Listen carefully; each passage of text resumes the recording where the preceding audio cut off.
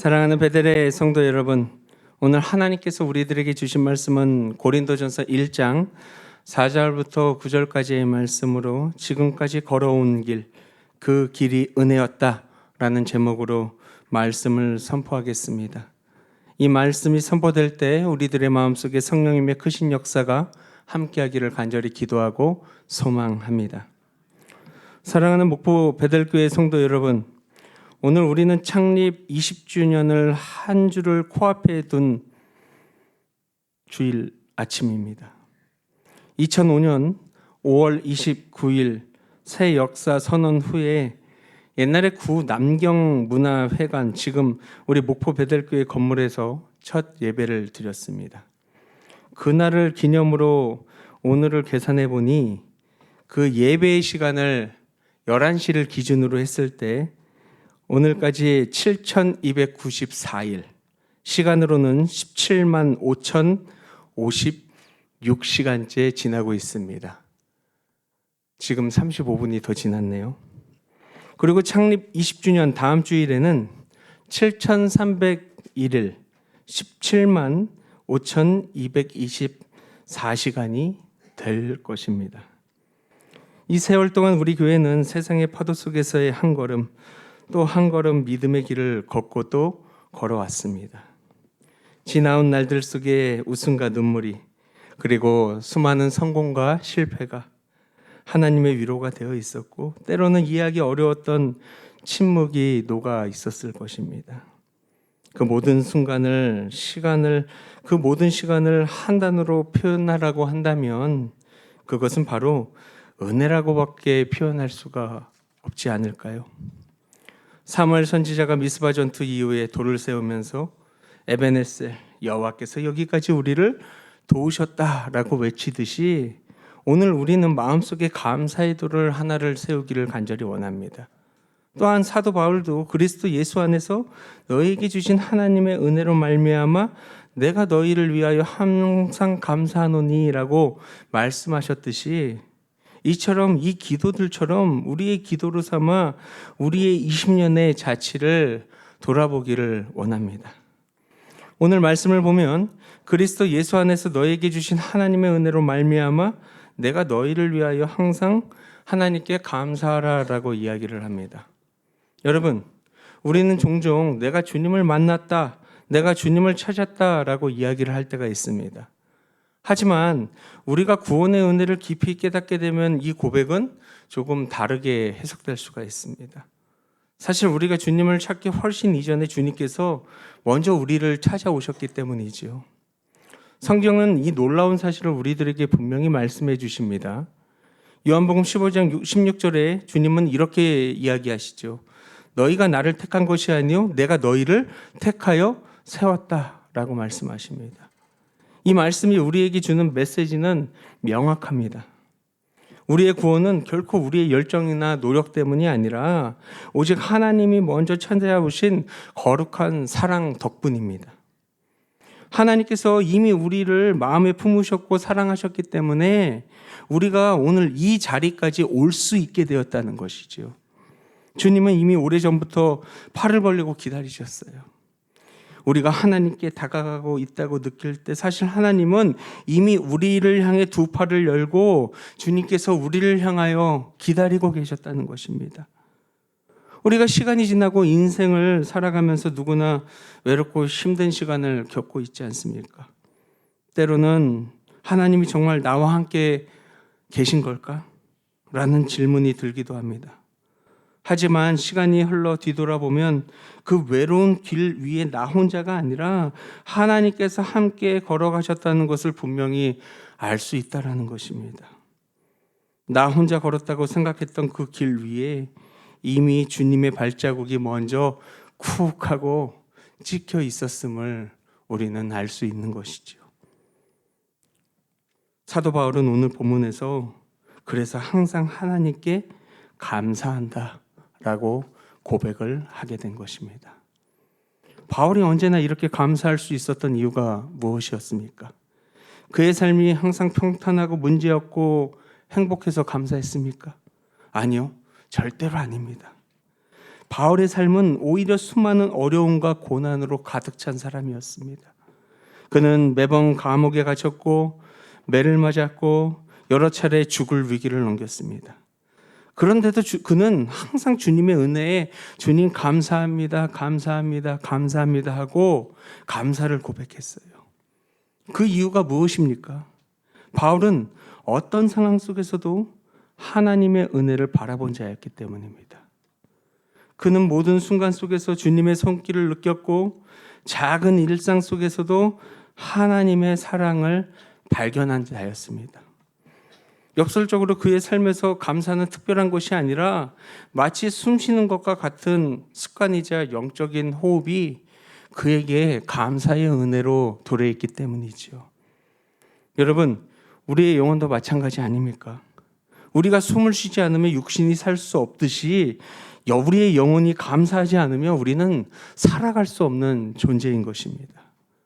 불평과 원망은요, 우리의 숨을 막아버리고 감사는 우리의 영혼에 생명을 불어넣어주는 아주 귀한 놀라운 은혜가 될 것입니다.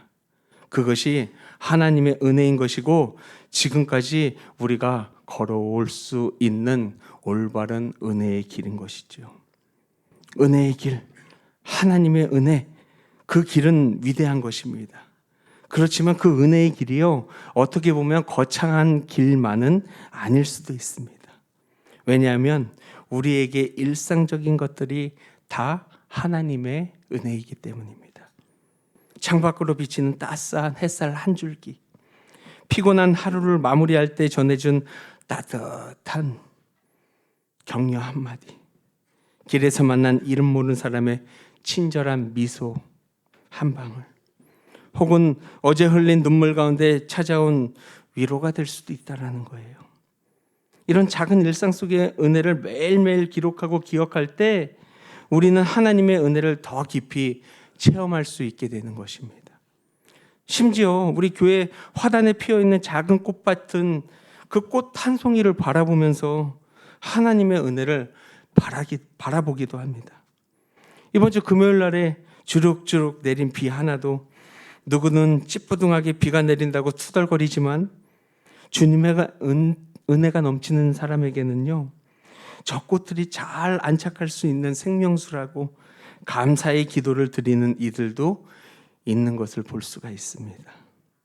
그 따스하고 감사한 마음, 그것이 하나님의 거룩한 은혜인 것이지요. 사랑하는 여러분, 우리 모두 하나님의 거룩한 은혜를 만끽하고 살아갈 수 있는 믿음의 백성들이 되기를 소망합니다. 은혜가 그 안에 모든 것이 풍족하되 모든 언변과 모든 지식에 풍족하게 하심이라. 그리스도의 증거가 너희 중에 견고하게 되어서.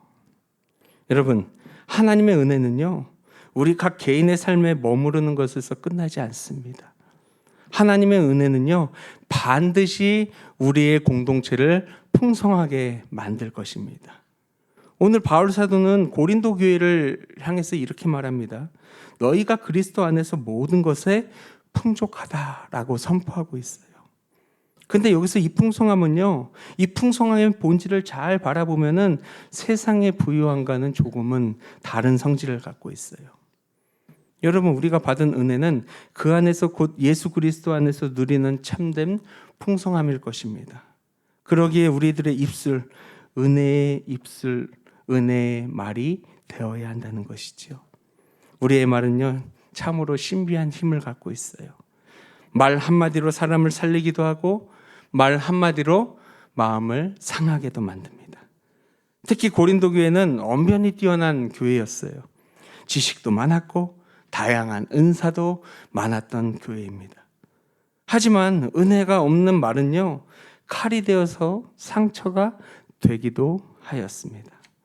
비난과 정죄, 뒷말과 험담, 이것들이 공동체를 아프게 만들었다는 거예요. 지금도 그런데 2000년 전에도 안 그렇겠습니까?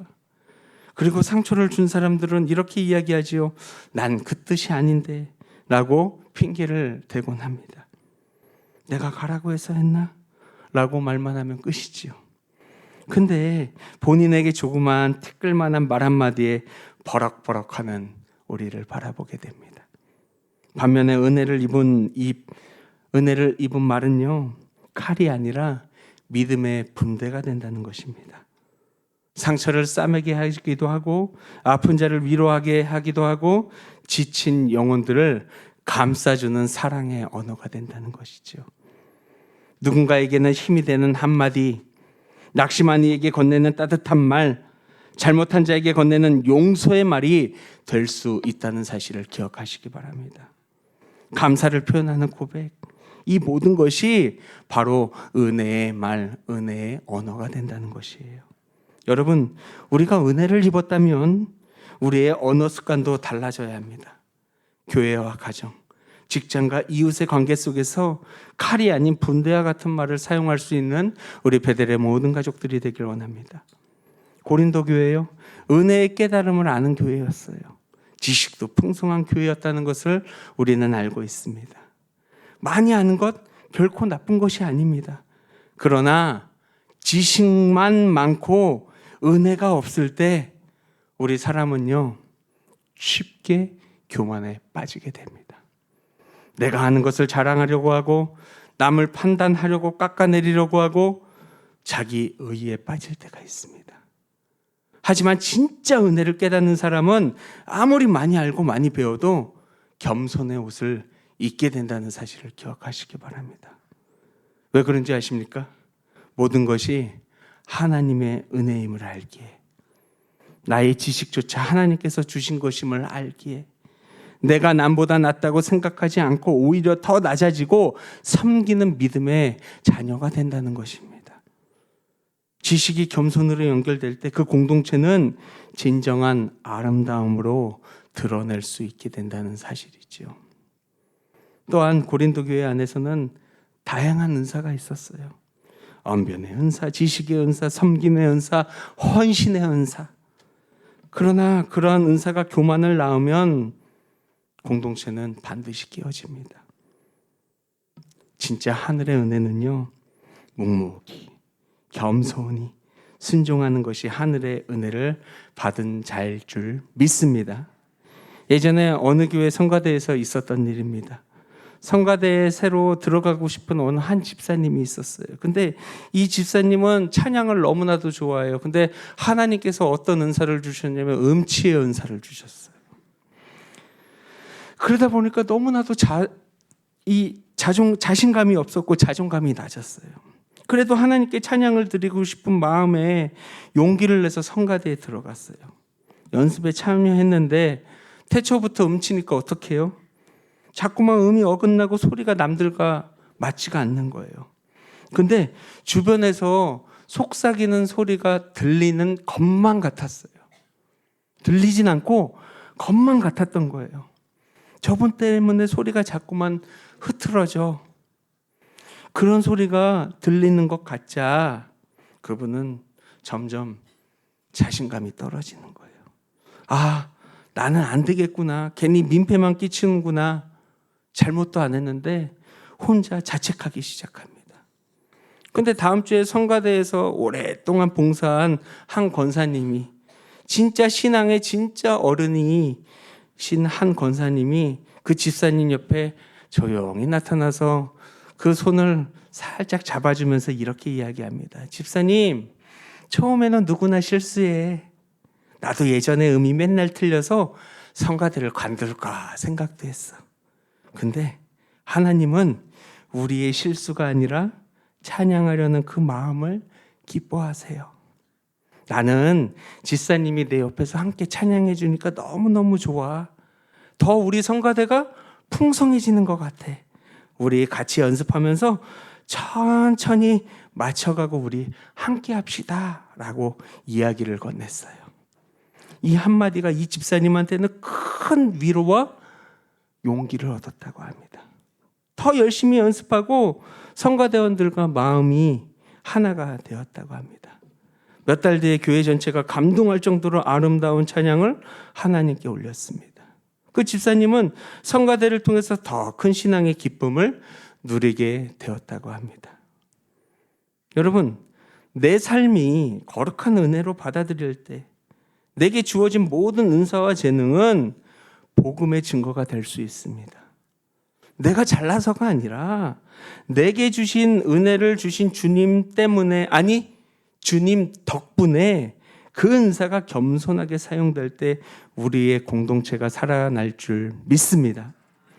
고린도전서 1장 8절에 보면 이렇습니다. 주께서 너희를 우리 주 예수 그리스도의 날에 책망할 것이 없는 자로 끝까지 경고하게 하시니라.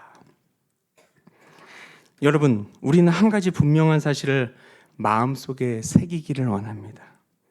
하나님은요, 어떠한 일을 시작할 때 시작하신 일을 끝까지 완성하시는 나의 하나님이세요. 우리의 인생과 여정이 아무리 험하고 힘들어도, 우리의 열정이 아무리 식어질지라도 하나님의 은혜는 결코 우리를 포기하지 않으십니다. 우리의 신앙도 마찬가지 아닙니까? 그래서 우리는 끝까지 사랑하는 은혜를 바라봐야 합니다. 그래서 오늘 말씀에 끝까지라는 말에 한번 밑줄을 그었으면 좋겠어요. 우리의 신앙이 언제나 뜨겁기만 한 것은 아니지 않습니까? 때로는 넘어지기도 하고 미끄러지기도 하고 지치기도 하고 실수도 합니다. 스스로를 돌아보면 나는 왜 이렇게 자주 흔들리지? 나는 왜 이렇게 좌절하지? 라는 생각이 들 때도 있지 않습니까? 근데 오늘 말씀에는 주님께서 분명히 우리에게 약속하십니다.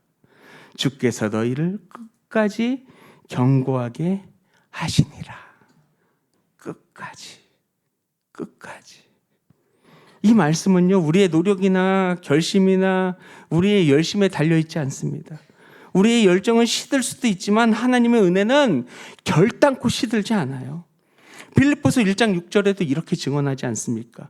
너희 안에서 착한 일을 시작하신 이가 그리스도 예수의 날까지 이루실 줄을 우리는 확신하노라.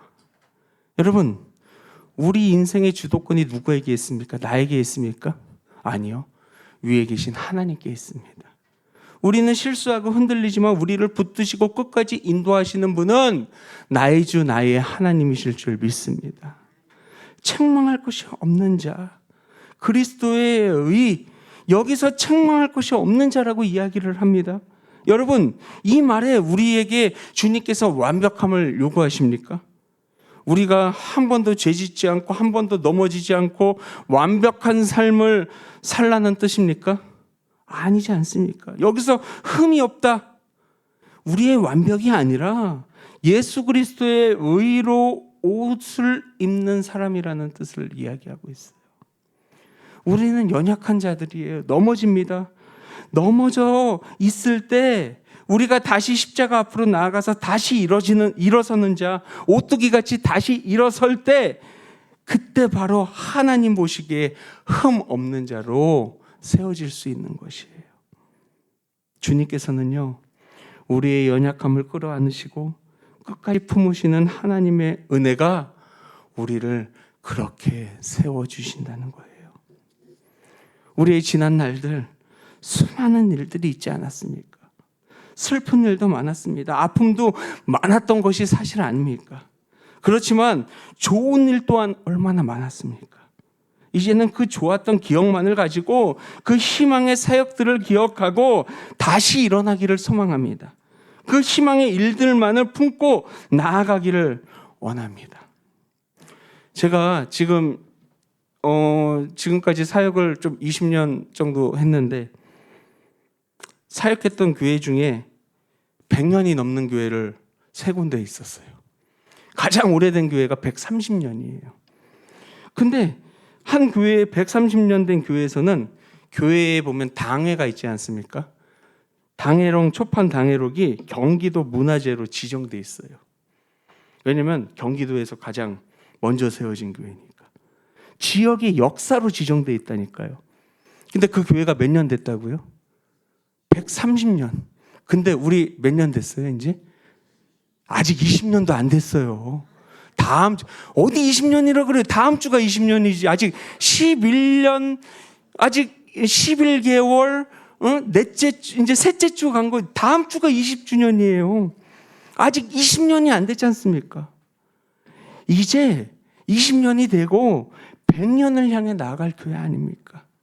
젊음의 시절, 사춘기의 시절도 있고 여러 가지 고난의 시간도 있습니다. 질풍, 노도의 시기도 있습니다.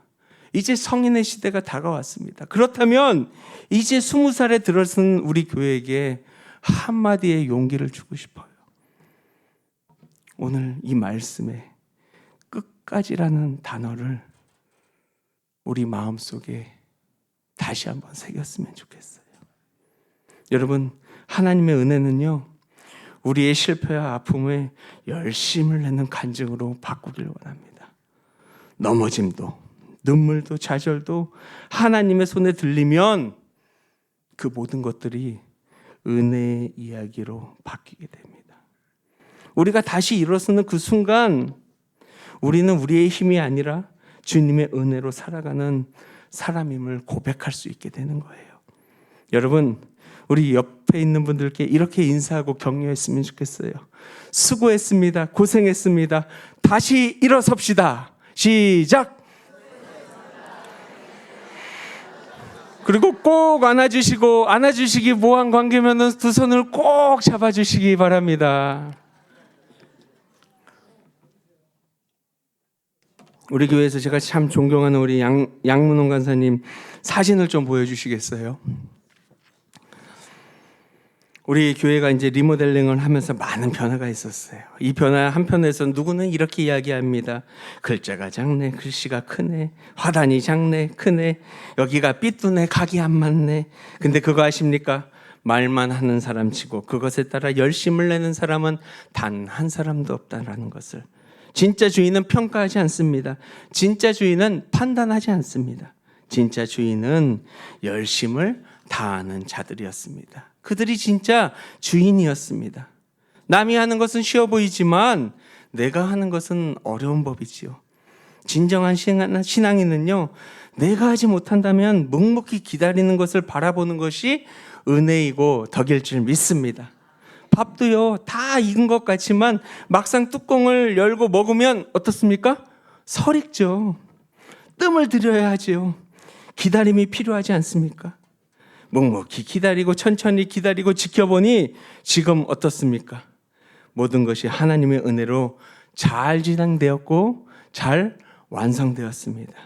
이 모든 영광 하나님께 영광을 올렸으면 좋겠습니다. 하나님께 영광의 박수 올렸으면 좋겠습니다.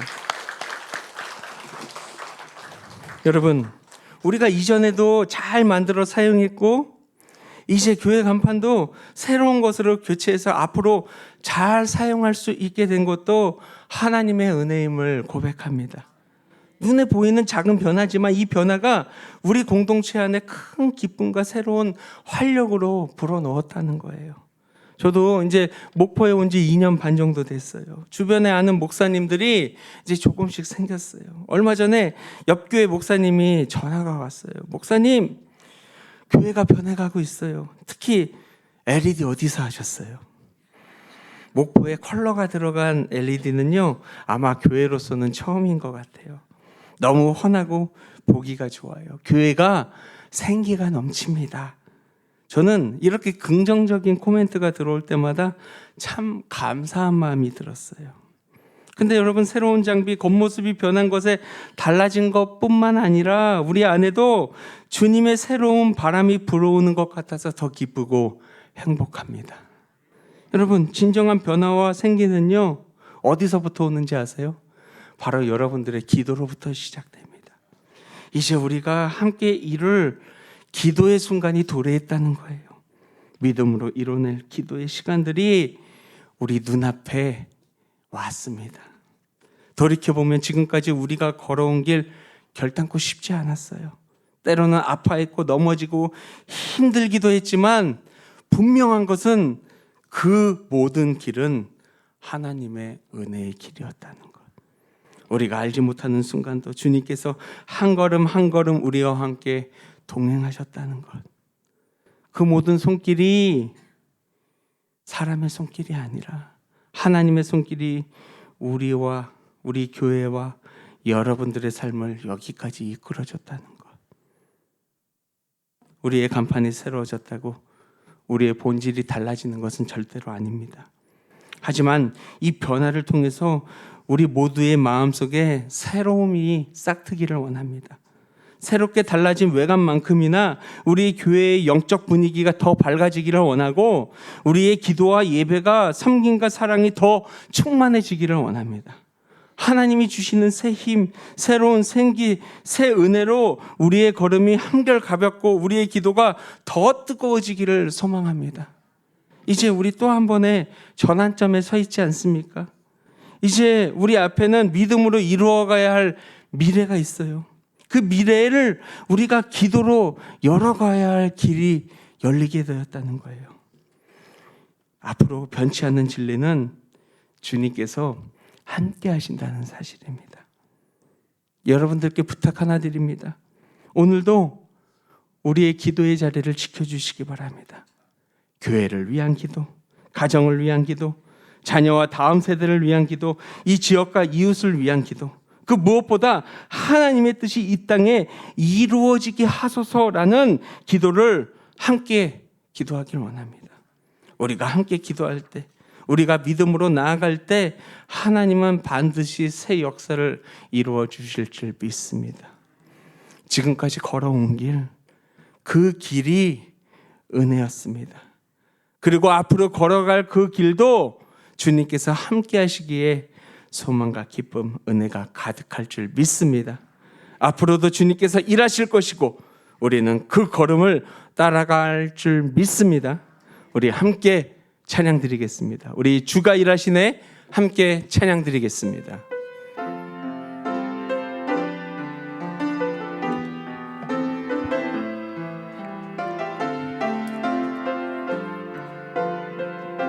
날이 저물어 갈 때, 날이 저물어 갈 때, 빈들에서 걸을 때, 그때가 하나님의 때. 내 힘으로 안 될 때, 빈손으로 걸을 때, 내가 고백해 여호와 이래. 우리 모일 때, 우리 모인 이곳에 주님 함께 계시네. 누리네 아버지 은혜. 적은 떡과 물고기, 적은 떡과 물고기, 내 모든 걸 드릴 때 모두 고백해 여호와 이래. 주가 일하시네, 주가 일하시네, 주가 일하시네. 주께 아끼지 않는 자에게 주가 일하시네, 주가 일하시네. 신뢰하며 걷는 자에게 주가 일하시네, 주가 일하시네, 주가 일하시네. 주께 아끼지 않는 자에게 주가 일하시네, 주가 일하시네. 신뢰하며 걷는 자 주가 일하시네, 주가 일하시네, 주가 일하시네. 주께 아끼지 않는 자에게 주가 일하시네, 주가 일하시네. 신뢰하며 걷는 자에게. 우리 두 손을 모으시고 진중히 기도하기를 소망합니다. 감사 대신 불평을 품지는 않았었는지, 실수와 넘어짐 속에서도 나는 온전히 십자가를 바라보았었는지, 주님이 주신 사역에 나는 묵묵히 헌신하고 있었는지, 이 시간 마음을 담아 주님의 음성에 귀 기울여 보도록 하겠습니다.